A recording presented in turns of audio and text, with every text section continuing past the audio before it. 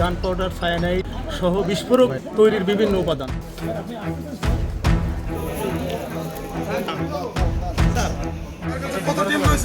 সাভারের হেমায়েতপুরে জঙ্গি আস্তানায় অভিযান চালিয়ে 14টি শক্তিশালী পাইপ বোমা নিষ্ক্রিয় করেছে ঢাকা মেট্রোপলিটন পুলিশের counter terrorism and transnational crime CTTC unit.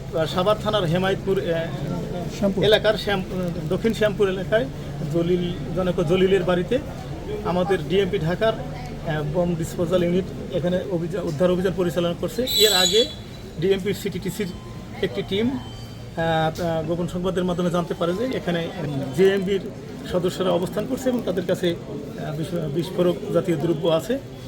সেই এর প্রেক্ষিতে আমাদের হেমায়েতপুর থানা পুলিশ এবং আমার থানা পুলিশের সহায়তায় একজনকে আটক করার পর তার দেওয়া তথ্যের ভিত্তিতে তার কাছ থেকে প্রাথমিকভাবে 5টি ককটেল সহ বিস্ফোরক জাতীয় কিছু দ্রব্য উদ্ধার করে। মঙ্গলবার রাতে সাভারের দক্ষিণ শ্যামপুর এলাকার একটি 4তলা ভবনের নিচতলার একটি কক্ষে অভিযান চালানো হয়। অভিযানে সিটিটিসির সঙ্গে সাভার মডেল থানা পুলিশও অংশ নেয়।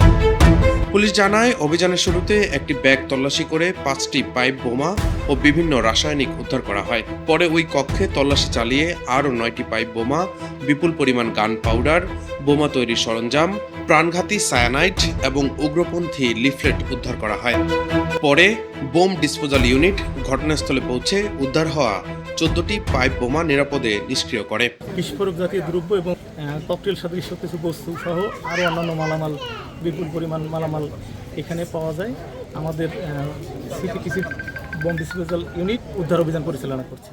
এই ঘটনায় নিষিদ্ধ জঙ্গি সংগঠন জামাতুল মুজাহিদিন বাংলাদেশ জেএমবির সক্রিয় সদস্য হিসেবে 25 বছর বয়সী মোহাম্মদ আরিফ নামে এক যুবককে গ্রেফতার করা হয়।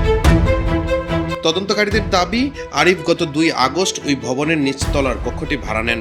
নিজেকে চালক এবং তার স্ত্রীকে স্থানীয় স্কুলের শিক্ষক পরিচয় দিয়ে পরিবার নিয়ে সেখানে বসবাসের কথা বলা হলেও ওই কক্ষটি জঙ্গি কার্যক্রমের জন্য ব্যবহার করা হচ্ছিল বলে প্রাথমিক তদন্তে উঠে এসেছে। পুলিশের দাবি, জেএমবির বোমা তৈরির কারিগর হিসেবে পরিচিত বোমারু মামুনের এই আস্তানায় নিয়মিত যাতায়াত ছিল। তাকে গ্রেফতারে আইনশৃঙ্খলা বাহিনীর অভিযান অব্যাহত রয়েছে।